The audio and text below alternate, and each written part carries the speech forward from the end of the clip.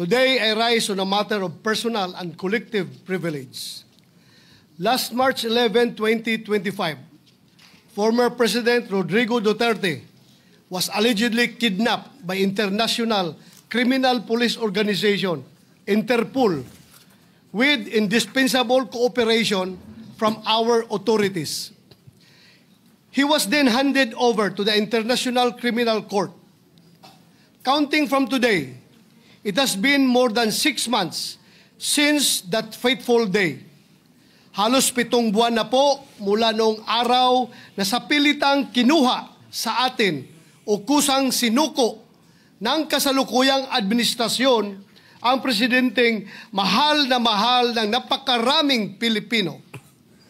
Just this morning, I read a social media post on the official page of our Vice President Sara Duterte about alleged sham welfare checks conducted on former President Rodrigo Duterte.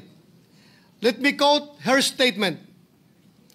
I have received disturbing information from Malacanang that a report about former President Rodrigo Roa Duterte was submitted to President Ferdinand Marcos Jr.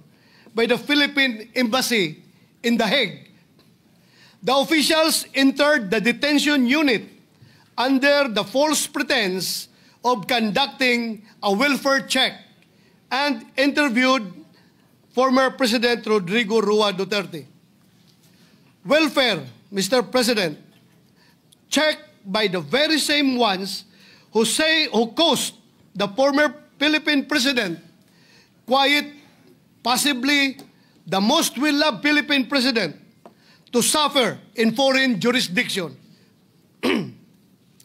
Anong klaseng welfare kaya ang kanilang sinisiguro? At kaninong welfare?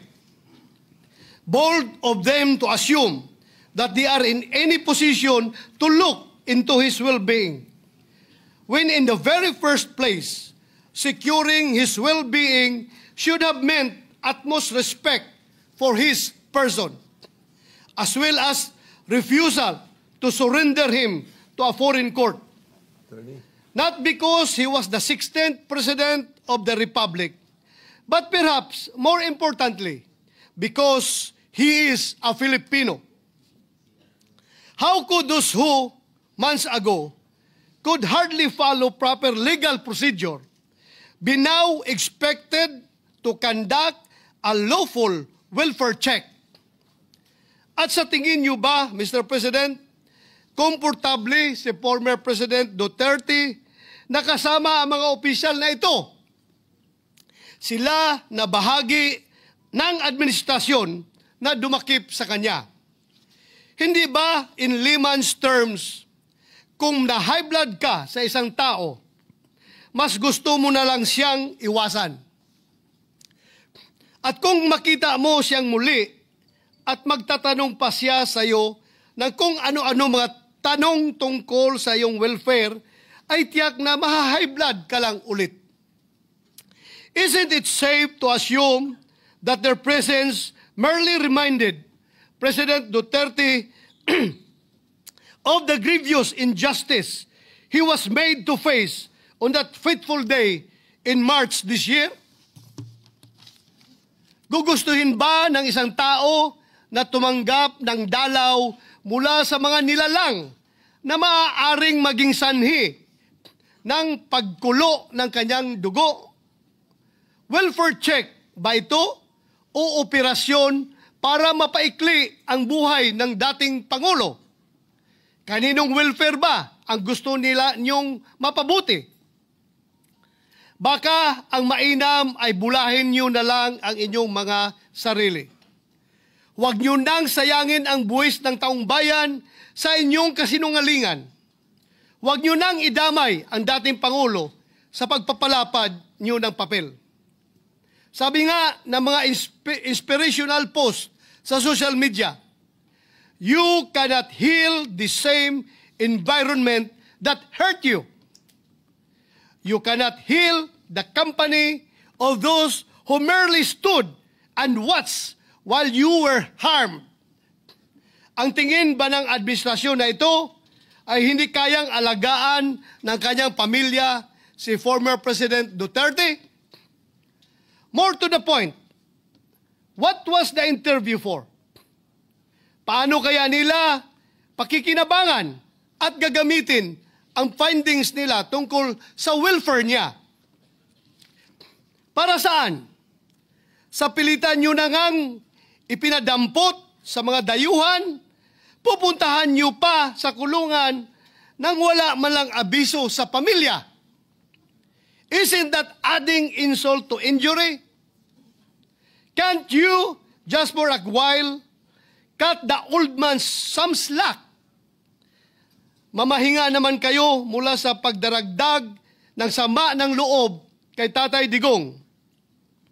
With all due respect to our Philippine Embassy in The Hague, I, along with so many of our fellow Filipinos, ask for answers. Mr. President, ever since this year began, I can no longer count the number of issues that have plagued our country and demanded always our utmost attention. Often our deepest outrage, I believe, I need not enumerate them anymore. And just last week, Mr. President, we began our 100-day countdown to Christmas. Therefore, I would not take it against the ordinary Filipino if they happen to forget what happened on March 11, 2025. But I haven't forgotten. If PRRD to some, Tatay Digong to so many of us, and Mayor Rudy for me, is a man whose destiny clearly, unequivocally preceded him. Para sa isang mayor na nagdadrive ng taxi upang ikutin ang kanyang syudad at siguraduhing maayos at payapa ito, lalo na sa gabi. A man who faced the city's problems head-on rather than shy away from them or let his officials take the blows. With a man like that, the presidency was therefore practically a done deal. No one else, I repeat, no one else in our lifetime had or will ever have the presidency cut out for him. None except Rodrigo Duterte. Dapat lang talaga na naging presidente siya. Imagine the preposterousness he must endure. This man is now imprisoned in a foreign country, having been surrendered to a foreign court by his own government. Those who hold him in custody, who cannot even correctly pronounce his name, are the same ones who now exercise jurisdiction and authority over him, now being welfare checked by the officials of this administration who help ensure his imprisonment under those of a foreign tongue. Again, I say preposterous, Mr. President. Sabi ng mga eksperto, ang average life expectancy ng isang Filipino male sa taong 2024 ay 71. 71.79 years old. Mr. President, sa kasalukuyan, si President Duterte raw ay may deteriorating cognitive condition na, ayon sa kanyang legal team, hindi na raw po fit to stand trial at butot balat na lang daw at hirap ng tumayo. Kung pagkaiisipin, kung nasa 72 years old ang life expectancy ng isang lalaki dito sa atin, ibig sabihin, si President Duterte ay nabigyan na ng Panginoon ng bonus. Almost 10 years. He is now 82 years old. Siyempre, pinagpapasalamat natin yan. And yet,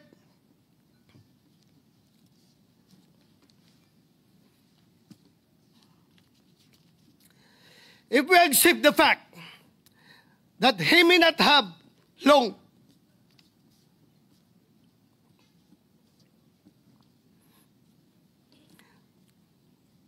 I hope with all my heart that he leaves this world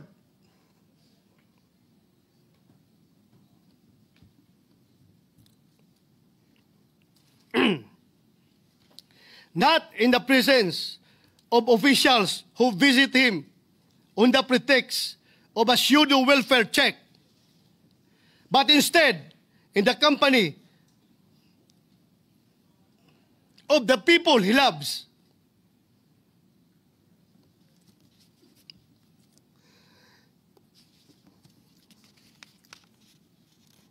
And who truly care for him. Since none of us here can even hope to match his patriotism, let us at least strive to be half as nation-loving as he was, as he still most certainly is. Kung gusto po natin magpakita ng malasakit sa ating dating Pangulong Duterte. Kung talagang gusto po natin masiguro na lagi siyang nasa mabuting kalagayan, ang nakikita ko pong isa sa mga solusyon ay masuportahan ng bulwagang ito ang kanyang interim release. Or more conservatively, let us at least take up proposed Senate Resolution number 18 or resolution expressing the sense of the Senate strongly urging the Philippine government to advocate before the International Criminal Court for the interim release of former President Rodrigo Roa Duterte in a form of house arrest arrangement in a residence in The Hague, the Netherlands. Hindi naman siguro kalabisan ang hiling na yan. Sa tingin ko ay hindi naman sobra. Lalo na't magpapasko na. I therefore urge this august body for proposed Senate Resolution number 18 to finally be included in our agenda. I am asking this not just as a senator, but as a Filipino. A Filipino who believes that one of the best, most patriotic among us who ever lived does not deserve to spend his remaining years in a foreign prison that does not even speak his language, much less feel like home. In the end, perhaps, this is the least that we can do in the name of all that he has done for this nation.